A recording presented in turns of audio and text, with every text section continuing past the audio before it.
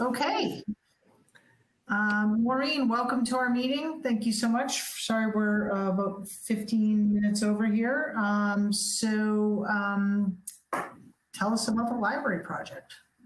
So I want to thank you for the invitation to come and give you an update on the library project. I know it's been a while since I was here to kind of talk about our project. And I wanted to just, if it's okay with you, just give a very brief recap of the project in case there are viewers who are not aware of it or have forgotten what we're doing.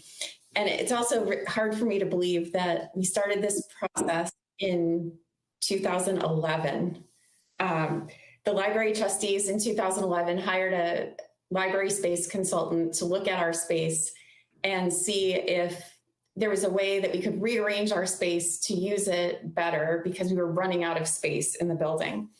And we were surprised that the consultant's report showed that the building as it currently exists is undersized for our current and our future needs. So right about the same time, our state agency that governs libraries, the Massachusetts Board of Library Commissioners, announced a grant round for planning and design. I applied for a planning and design grant. We were one of 30-some libraries to receive a planning and design grant, which was fantastic. So we jumped in, we had 12 focus groups. We did an online survey just to gather input from the public on how they use the library, how they wish they could use the library, what's missing, what's deficient. And all of that input went into a document called the Building Program. The Building Program was the basis for our construction grant that was announced a little bit later. And through that process, we hired an architect and an owner's project manager to help us with the process. So some of that, the architect and the project manager took all of the public input, all of the data from the space consultant, and looked at the current building, looked at alternate sites and different options for how we could renovate and expand the library. We had meetings with other town boards and committees, with the neighbors, with the church next door. And all of that feedback went into our construction grant application. That was submitted in January of 2017. And we were notified in July of 17 that we would be receiving a grant of just under $9.5 million. The project at the time was estimated to cost about $23 million. And the $9.5 million would offset some of that cost.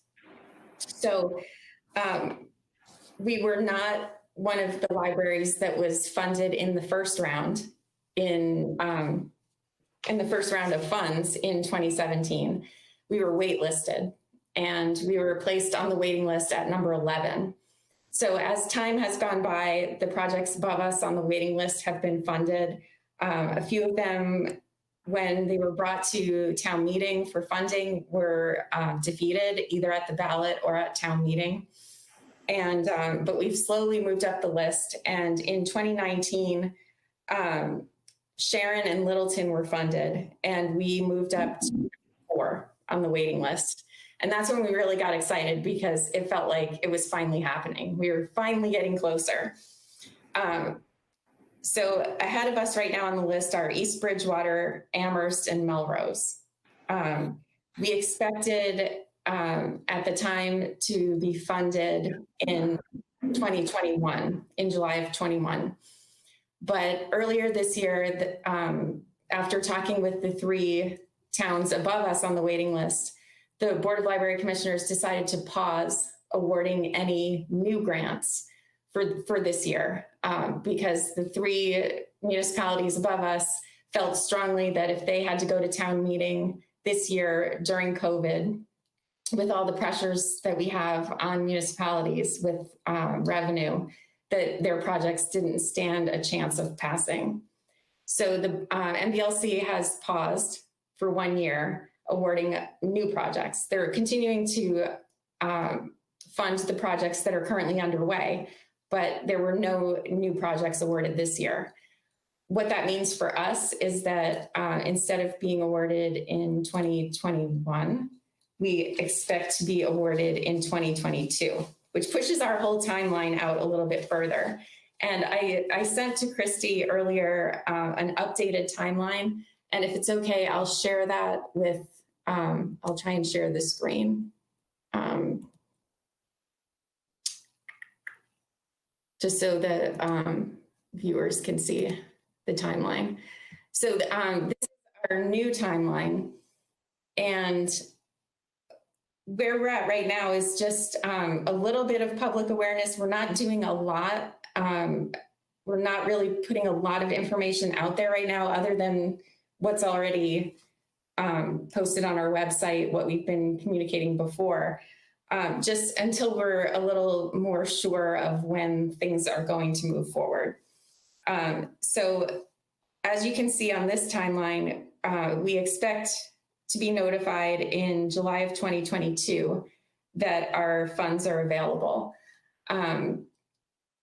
It's also kind of in our plans, in our unofficial plans, that if it looks like we will be awarded in July of 22, that we will redo our cost estimate in early 2022, and also do a few focus groups and just make sure that the direction that our building program and all of our schematic designs is still meeting the needs of the community. Then recost estimate so that when we go to town meeting, we have up-to-date numbers. Once we're notified that our funding is available, we have 6 months to get our local approval. So that would be putting us at the fall town meeting in 2022, looking for approval of the project. This timeline is going on the assumption that town meeting will approve it in fall of 22. So we would have about a year of design development. During that time, we would be searching for a temporary location. We will not be able to stay in the current building because it will eventually turn into a construction site, which will not be safe for the public or the staff. So we'll look for a temporary site and then relocate sometime around the end of 2023. We hope that that will be somewhere in or near downtown, but we don't know what will be available at the time when we need it, or what we'll be able to afford that's in the downtown area. But it's our biggest desire to stay downtown. So then we expect construction to begin late 2023, early 2024, and that will take about a year and a half to 2 years. So we're saying like fall of 2025 for substantial completion, possibly early 2026, because we know how construction goes and it doesn't always happen on time. But that's our best estimate at this point of what we think will be the timeline. So that's kind of the quick update. I wanted to just kind of give you a brief presentation, and then I know that there are probably questions, so I'm happy to answer any questions that you might have about the project, the timeline, anything else related to that. Thank you very much, Maureen. I'll open it up to the board for questions. It's very thorough. I think we're all very familiar with it. Syed, I see you're off mute. Do you have a question? Yeah, so a couple of things. I need to, I guess, start by first, Maureen, thank you for that presentation and thank you for sending it well in advance. I appreciate that. And just to get my conflict of interest out of the way, the library is one of the first charities I actually gave money to when I first moved to Westboro. So I'm deeply committed to supporting its mission.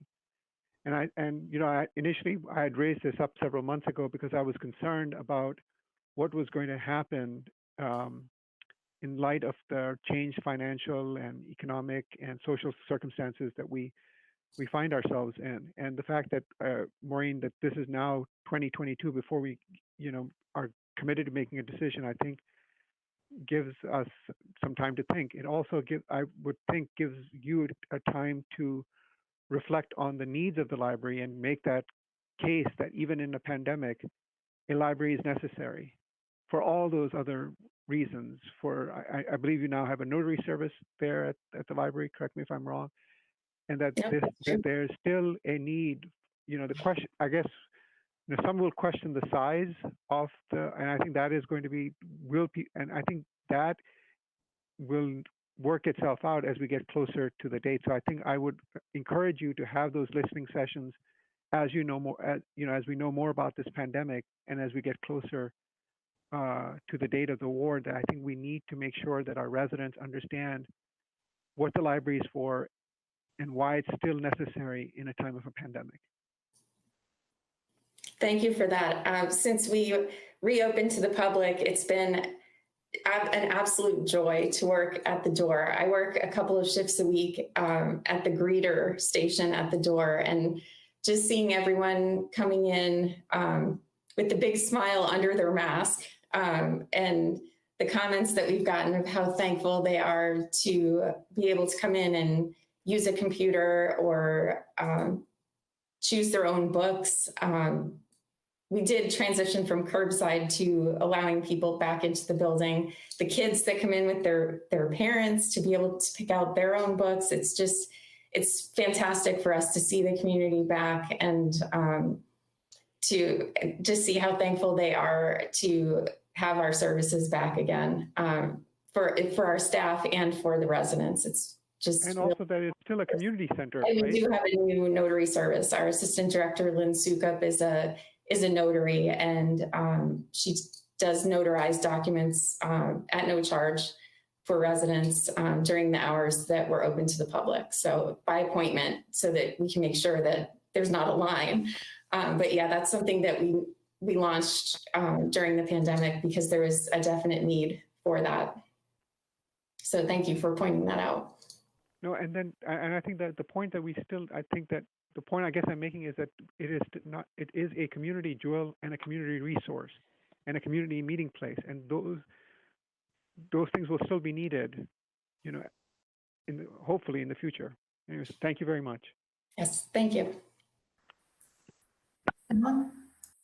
So in the presentation and in past discussions, there's been mention of the Westboro Library Foundation, mm-hmm. which would help fundraise and look for non-taxpayer sources of funding outside of the state as well. Has that foundation been set up? Where is that in the process at this point? Is it set up and ready to go once we have the timing?